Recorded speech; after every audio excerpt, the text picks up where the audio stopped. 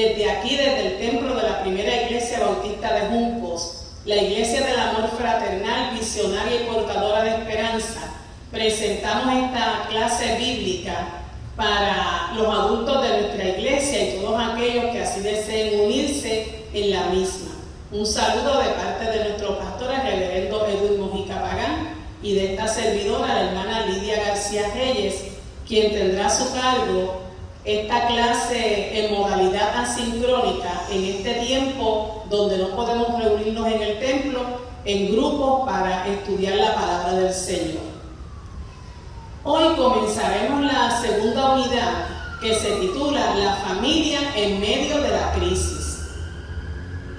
Y la lección número 1, que es en medio de la crisis, ¿qué hago?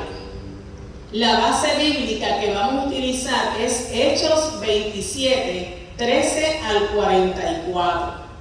Hoy martes 20 de julio del 2021 estamos presentando esta lección bíblica. ¿Cuál es el objetivo para esta lección? Los participantes identificarán y usarán las herramientas disponibles que tienen como cristianos para poder responder en medio de los tiempos de crisis que enfrenta la familia. En la primera unidad se trabajó con el tema ¿hacia dónde miro yo en tiempos de crisis? Y afirmamos en esas 3 lecciones lo siguiente. Número 1.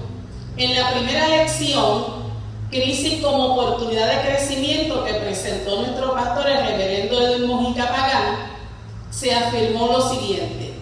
La crisis es un periodo que se caracteriza por la tensión entre el dolor y las limitaciones versus las nuevas posibilidades y oportunidades. Jesús es ejemplo de una persona que enfrentó su propia crisis con un acercamiento diferente, un acercamiento de vida. En la segunda lección, preparada por nuestra hermana Marta Figueroa, Dios en tiempos de crisis, se trabajó con lo siguiente. El Antiguo Testamento nos presenta a los profetas cuyas declaraciones fueron hechas en respuesta a las condiciones sociales, políticas, religiosas y económicas de sus respectivos tiempos. Jesús enfrentó la crisis social, religiosa, cultural de su tiempo y también su crisis personal como hombre. Los primeros cristianos y la iglesia a través de los tiempos también han enfrentado crisis. No obstante, y esto es lo importante, bajo la dirección de nuestro Dios y su Espíritu Santo, todos han enfrentado la crisis y han salido victoriosos. Gloria a Dios por eso. La tercera lección, preparada por nuestra hermana María Guadalupe Martínez, titulada Enfoquémonos, ¿es posible superar la crisis? Ahí se afirmó lo siguiente. Debemos enfrentar la crisis seguros que es posible superarla y rescatar nuestra esencia, que es lo más valioso. Y para esto contamos con la ayuda de nuestro Dios y su Espíritu Santo. Ahora te pregunto, ¿qué has hecho para enfrentar a nivel personal y familiar esta crisis provocada por la pandemia? Esa es la pregunta que te hago en este momento. ¿Qué has hecho para enfrentar a nivel personal y familiar esta crisis provocada por esta pandemia? El pasaje que usaremos de base para esta lección nos narra la experiencia de Pablo junto a un grupo numeroso de hombres, 270 personas que iban en ese barco, que naufragan en el mar azotados por una tempestad. Pablo no va en viaje misionero ni en viaje de placer, no va como turista, sino que es llevado a Roma preso y allí enfrentará juicio frente al emperador. En ese momento en que Pablo va ahí en ese barco, todas estas personas que estaban ahí se convirtieron en una familia que compartía una experiencia de vida. Y una experiencia de vida que va a ser fuerte, determinante para ellos. Ahora, desde el inicio de este viaje, si leemos el pasaje completo, hubo señales de que el mismo no sería ni rápido ni fácil. Todo lo contrario. Los vientos leves al principio comenzaron a convertirse en vientos huracanados que pondrían en riesgo el barco, la carga y sus tripulantes. No obstante, los encargados del viaje insistieron en continuar con el mismo. Y así mismo nos ocurre a nosotros en ocasiones. Vemos señales que algo malo se acerca y no tomamos las debidas precauciones. No prevenimos, entonces nos toca remediar para enfrentar la crisis que se produzca, ya sea a nivel personal o a nivel familiar. Por lo general, ante una crisis reaccionamos de igual manera que lo hicieron los marineros a bordo del barco. Y vamos a trabajar con unas acciones que ellos realizaron y que nosotros también hacemos y que son contraproducentes cuando enfrentamos una crisis. Bien, hermanos y hermanas, vamos a ver qué hicieron estos hombres de este barco. Ante esta crisis hubo 3 acciones que queremos resaltar y que nosotros debemos evitar. Número 1, se dejaron llevar. El texto dice: el barco quedó en medio de la tempestad y no podía navegar contra el viento, así que nos dejamos llevar por él. Hechos 27:15. ¿Qué significa dejarse llevar? Pues quedaron a la deriva, a merced de los vientos que soplaban fuertemente y de las aguas embravecidas. Lo primero que hacemos ante las tormentas de la vida, las crisis, es dejarnos llevar, dejarnos arrastrar. Vamos a la deriva, nos desviamos y nos olvidamos de hacia dónde nos dirigimos. Estamos como esos marineros, en total oscuridad en medio de la tormenta, sin poder usar las estrellas como referencia y sin brújula que les marcara el camino. Ante las crisis personales y familiares, dejamos que los problemas de la vida nos zarandeen de aquí para allá. Nos dejamos arrastrar por las olas y perdemos el rumbo. Esas fuertes corrientes nos pueden desanimar tanto que nos preguntamos si vale la pena luchar, seguir hacia adelante, y podemos terminar dejándonos arrastrar por la corriente. En ese momento como que nos dejamos arrastrar, es hora de hacer lo contrario, agarrándonos con más fuerza de nuestra fe. Sigamos firmes en la esperanza que profesamos, porque Él cumplirá la promesa que nos hizo. Tratemos de ayudarnos unos a otros para animarnos al amor y hacer el bien. Eso aparece en el libro de Hebreos, en el capítulo 10, los versos 23 al 24. Bien, en el libro de Hebreos, el capítulo 10, el verso 35, nos dice: por eso no pierdan la confianza, porque ésta les traerá una gran recompensa. Fiel es el que nos hizo la promesa y nos acompañará hasta sacarnos de esta crisis familiar o individual que estemos enfrentando. Así que, hermano y hermana, no nos podemos dejar arrastrar. Tenemos que agarrarnos de nuestra fe. Número 2.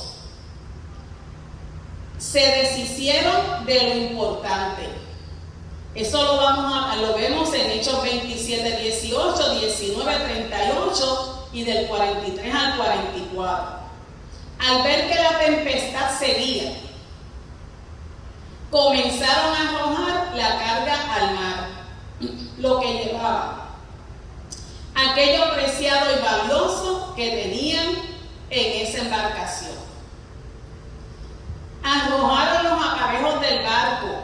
que era lo que necesitaban para estabilizarlo.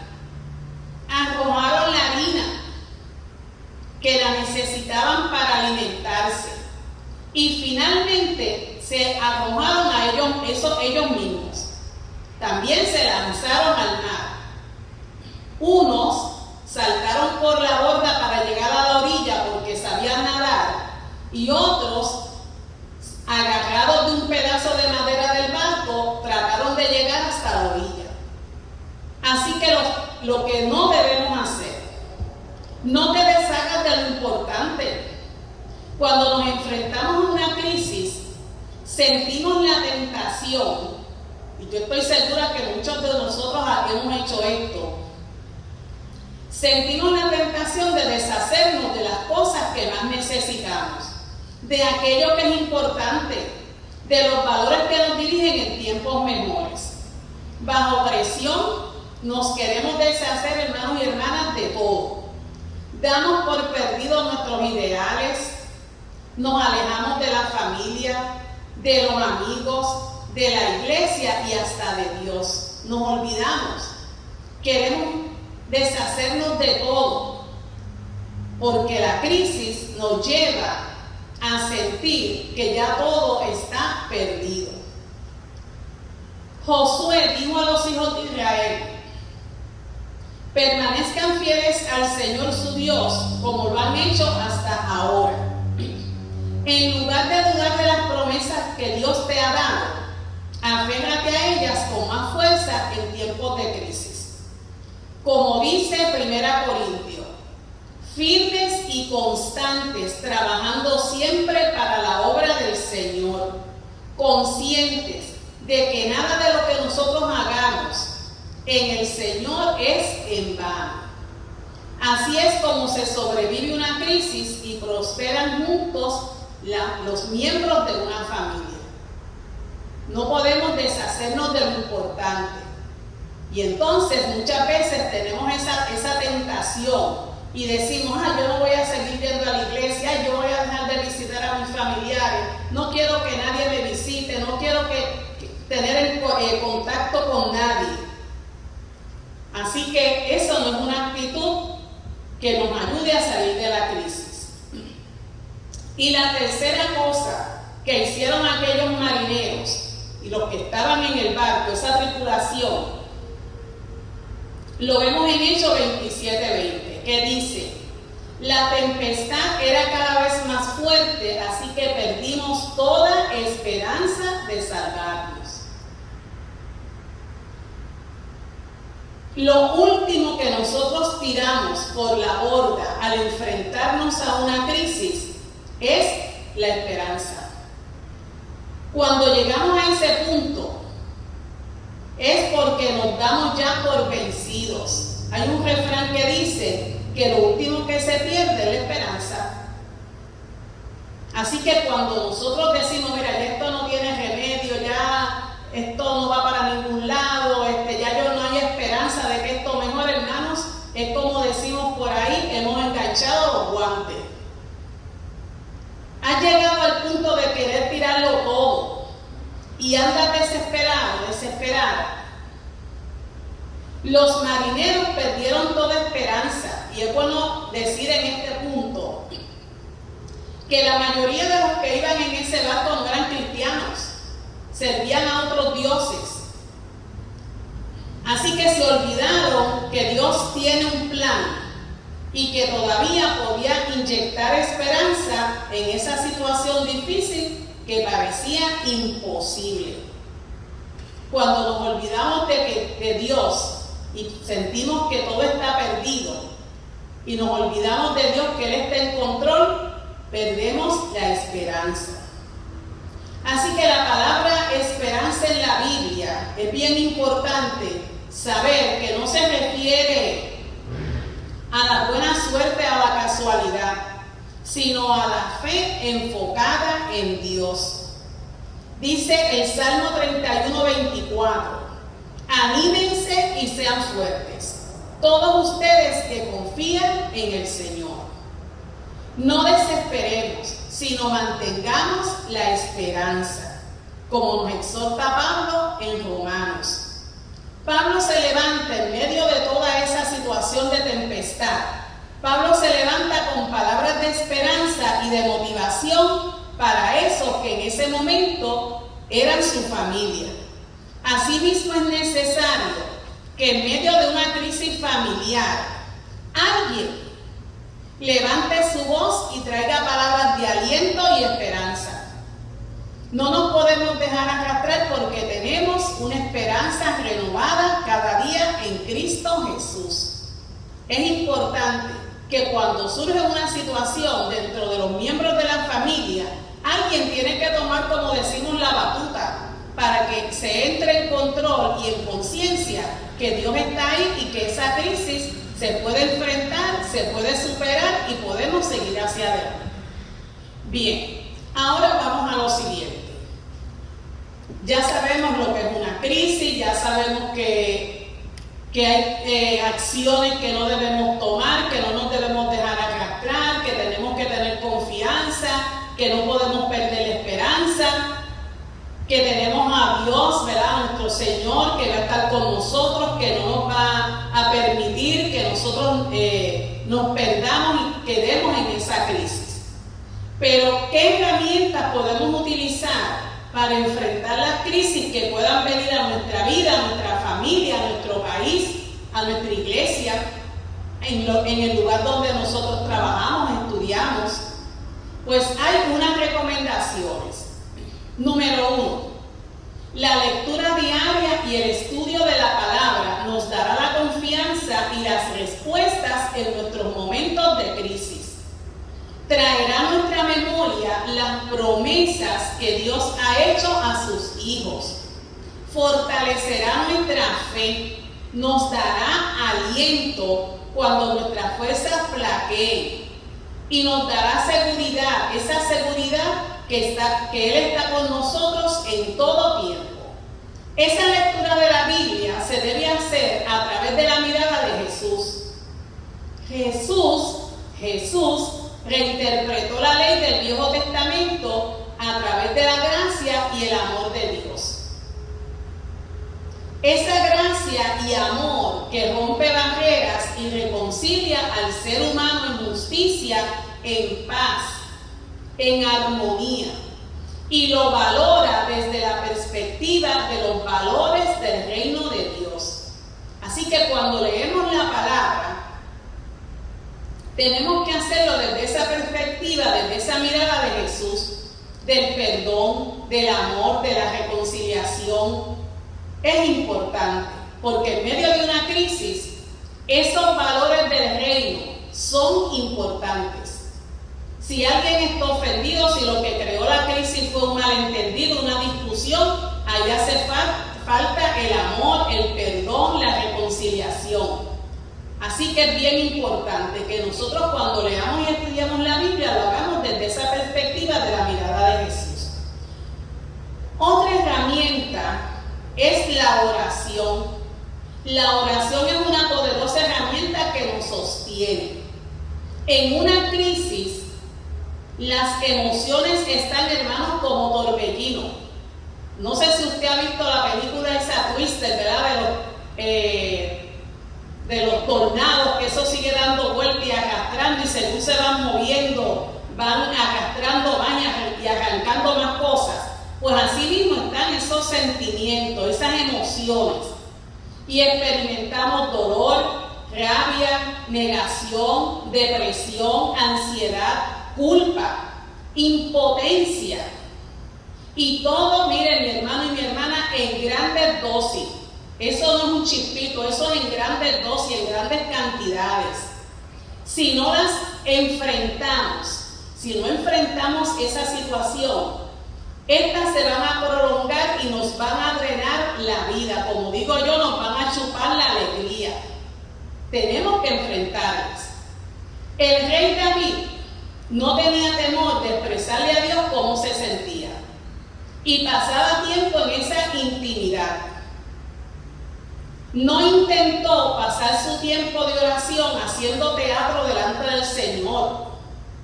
Todo lo contrario, clamaba a Él con total sinceridad. Y cuando nosotros leemos los salmos escritos por David, nos vamos a dar cuenta cuando él estaba alegre, cuando estaba gozoso, cuando tenía problemas, cuando se sentía perseguido, cuando estaba en depresión, cuando él tenía rabia, cuando se sentía inseguro.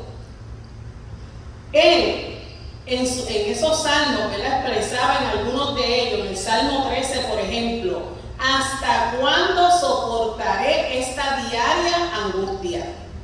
¿Hasta cuándo triunfará mi enemigo? Fíjense, sinceramente delante del Señor, porque al Señor no le podemos esconder nada. Pero también afirmaba lo siguiente: pero yo desde ya confío en tu gran amor. Me gozo porque tú me has salvado. Te canto, Señor, por el bien que me has hecho. Como decía mi madre, se cantaba y se lloraba. Lloraba y cantaba, ¿verdad? Se quejaba y se alegraba. Porque delante del Señor podemos ser tal y como nosotros nos sentimos. No hay nada que esconder. Entonces, hermano y hermana, adelante, haz como David, desahógate y dile a Dios cómo te sientes sin temor, sin miedo. Seguro que Él te escuchará, te entenderá y responderá. Eso es lo más chévere de nuestro Señor. Observa cómo Él te da esplendor. Dice en Isaías 61:3, a todos los que se lamentan en Israel, en juncos, en cagua, en la piedra, en donde sea, les dará una corona de belleza en lugar de cenizas, una gozosa bendición en lugar de luto, una festiva alabanza en lugar de desesperación. ¡Qué promesa tan extraordinaria! En medio de una crisis, que el Señor te dé esa esperanza, ese gozo, esa alabanza, eso es una gran bendición. Tercera herramienta: manejar nuestros pensamientos nos ayudará a superar la crisis. Sobrevivir a una crisis y convertirla en crecimiento significa ajustar tus pensamientos y desarrollar nuevas maneras para disfrutar la vida. Ay, que yo no sirvo para nada. Ay, que ya yo estoy viejo y estoy achacoso. Ay, que este hijo mío. Ay, y tanta queja, ¿no, hermano? Tenemos que superar esos pensamientos. Puede ser doloroso rebuscar en los detalles de la crisis, pero es un primer paso necesario para curarnos. Enfrentar los hechos, la realidad, lo que estamos pasando, no tenemos que esconderlo ni maquillarlo. Es el primer paso para volver a estar bien. Identificar dónde hace falta la reparación, dónde estamos rotos, qué es lo que hay que arreglar. Desarrollar un plan para el futuro es importante para rescatar aquellos sueños, expectativas que se dañaron en el proceso y que pueden recuperarse y beneficiarán a la familia. Voy a poner aquí un ejemplo. Muchas veces cuando uno es joven, está en la escuela superior y tiene, ¿verdad?, la expectativa de estudiar en una carrera universitaria, lo que sea, y se encuentra, se tropieza, choca con la realidad, que no tiene los recursos o que tal vez no se preocupó mucho y no tiene el promedio para entrar a X o Y universidad. Y eso puede provocar en la mente de un joven una crisis, porque ese sueño, esa meta que tenía, no la va a poder alcanzar. Pues tienes que sacudirte, no te puedes quedar ahí pensando, ay, yo que quería ir para el colegio de Mayagüez y entonces ahora no. Hay otras alternativas. Hay que buscar otras alternativas para poder cumplir nuestras metas y sueños. No nos podemos quedar ahí. En este tiempo se habla de una nueva normalidad. Después de esta pandemia que nos ha cambiado la vida, hermanos y hermanas, a todos. ese sentimiento que ya nada será igual que como era antes. Eso se lo ha repetido a uno, mire, muchísimas veces. Ahora todo va a ser como antes. De hecho, ya que estamos un poquito, ¿verdad?, liberados de ciertas restricciones, aunque debemos cuidarnos, pues ya usted no sabe si cuando se encuentra con alguien conocido, usted no sabe si darle la mano o darle el puño o poner la mano de esta manera, o saludar con el codo, o saludar con el pie, o hacer así, o saludar. O sea, no sabemos cómo vamos a saludar a la gente, porque hemos perdido, después de 1 año y pico, hemos perdido la costumbre de abrazarnos y de besarnos. Y tal vez algunos, ¿verdad?, cuando vamos a saludarlo, se retraen un poquito, se echan para atrás, como que no me salude de beso, ni de abrazo, ni me den la mano. Pero como quiera tenemos que cuidarnos. No por eso vamos a hacer como nosotros, ¿verdad?, sin ningún tipo de control. Ese pensamiento de que nada va a ser igual es un pensamiento normal. Puede que tengamos que hacer ajustes para saber cómo actuar, cómo pasar el tiempo libre, cómo relacionarnos con la familia, con los amigos, con los hermanos de la iglesia, con la gente que vemos en los espacios que visitamos, que frecuentamos, en la tienda, en el supermercado.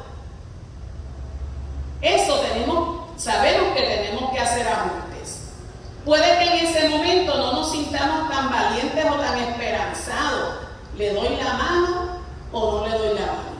¿Lo abrazo o no lo abrazo? ¿Lo saludo de lejos o me acerco? Aun cuando hoy no tengamos ánimo, fuerzas, podemos clamar al que sí las tiene. El Señor es mi roca, mi fortaleza y mi salvador. Mi Dios es mi roca en quien encuentro protección. Él es mi escudo, el poder que me salva y mi lugar seguro, dice el Salmo 18. La sanidad interna comienza cuando dejas toda esperanza en un ayer mejor y das el primer paso para hacer un mañana mejor. Hermanos, si a veces estamos, ay, que cuando yo era esto, ay, que antes era así, que antes era asado, que antes, pues mire, ya eso era antes. Ahora hay que proyectarse al futuro. Lo de ayer fue bueno, pues entonces vamos a procurar que lo que vivimos ahora y lo que viviremos en el futuro también va a ser bueno, va a ser mejor. Debemos dejar que el Espíritu Santo nos renueve los pensamientos, la manera de ser, de actuar y procurar la madurez en Cristo. Nuestra mirada puesta en la meta. ¿Y cuál es la meta del cristiano? ¿Puede usted responder esa pregunta? ¿Cuál es la meta del cristiano? Pues mire, la meta del cristiano es una eternidad con Cristo. Esa es la meta nuestra. Cuarta herramienta que podemos usar en momentos de crisis. Pedir y ejercer el don del discernimiento que nos dé el Espíritu Santo para evaluar lo que escuchamos en los medios de comunicación. Pedir, mire hermano, lo voy a repetir. Pedir y ejercer el don del discernimiento que nos dé el Espíritu para evaluar lo que escuchamos en los medios de comunicación, lo que leemos y lo que escribimos en las redes sociales, pero sobre todo lo que repetimos. A veces repetimos como el papagayo, ¿verdad? Discúlpenme, pero repetimos lo que otro dice sin tener sentido, sin tener evidencia, sin ser cierto. Solamente nos dejamos llevar y nos dejamos influenciar por los medios de comunicación, los que sean. Así que, hermanos, la misma palabra del Señor nos dice en Filipenses: todo lo que es verdadero, todo lo honesto, todo lo justo, todo lo puro, todo lo amable, todo lo que es de buen nombre, si hay virtud alguna, si algo digno de alabanza, en esto pensad. En medio de la crisis, nosotros tenemos que tener mucho cuidado con lo que vemos, con lo que escuchamos y con lo que repetimos, porque podemos caer en la trampa del enemigo cuando utilizamos frases o material, información que no es correcta, que nos perjudica más en medio de esa crisis, en medio de la familia. Y quinta herramienta, vestirnos de la armadura de Dios para vencer, mantenernos fieles y mientras tanto servir al Señor a través de los ministerios que la iglesia levanta, para que usted salga de la crisis, para que usted se sienta útil, para que usted comparta con otros las bendiciones, lo que el Señor ha hecho por usted.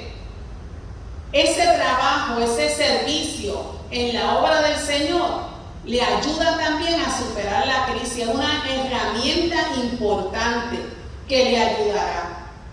Así que, hermanos, en medio de la crisis tenemos unas acciones que no debemos hacer, repetir como aquellos marineros, pero tenemos unas herramientas que nos ayudan a superar la crisis personal y en medio de la familia. Les dejo este pensamiento que dijo ese famoso físico, matemático, científico Albert Einstein. Es en la crisis donde aflora lo mejor de cada uno, porque sin crisis todo viento es caricia. Hablar de crisis es promoverla, enfrentarla, y callar en la crisis es exaltar el conformismo. En vez de esto, trabajemos duro. Acabemos de una vez con la única crisis amenazadora, que es la tragedia de no querer luchar por superarla. La crisis se puede superar. Tiene que estar en nuestro corazón, en nuestro pensamiento, el deseo de superar esa crisis. Te pregunto, para que te contestes ahí, ¿qué herramientas de las que hemos mencionado, la lectura de la palabra, el estudio de la palabra, la oración, el manejo de los pensamientos, qué de esas herramientas tú has usado? Pedir y ejercer el don del discernimiento, vestirse de la armadura de Dios. ¿Cuáles de esas herramientas has utilizado durante este tiempo para enfrentar la crisis que ha venido a tu vida, a tu familia? Si no lo has hecho, es tiempo, y todavía estás a tiempo, de usar esas herramientas que tenemos ahí a la mano, que no tenemos que invertir nada, solamente tiempo, esfuerzo, para que podamos superar la crisis, tanto personal como familiar. En este tiempo es importante que nosotros enfrentemos la crisis y superemos la crisis para echar hacia adelante, no solamente como personas, como familia, sino también como país.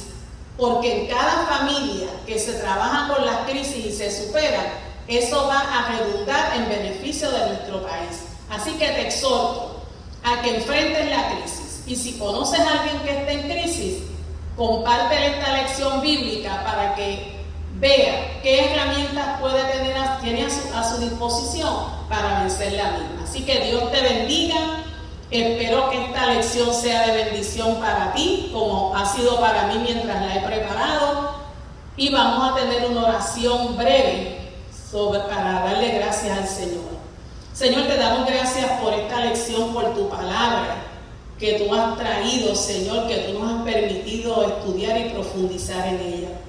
Bendice a mis hermanos y hermanas que habrán de participar de ella, Señor, y aquellos que tienen alguna crisis, alguna situación particular, personal, familiar, que seas tú con ellos, que tu Santo Espíritu esté ahí, que tú les sostengas, Señor, y que ellos puedan tener la seguridad que tú eres un Dios presente, acompañante, que siempre, siempre, Señor, haces provisión para tus hijos y tus hijas a través de tu misericordia y de tu amor. En el nombre de Cristo Jesús oramos en confianza.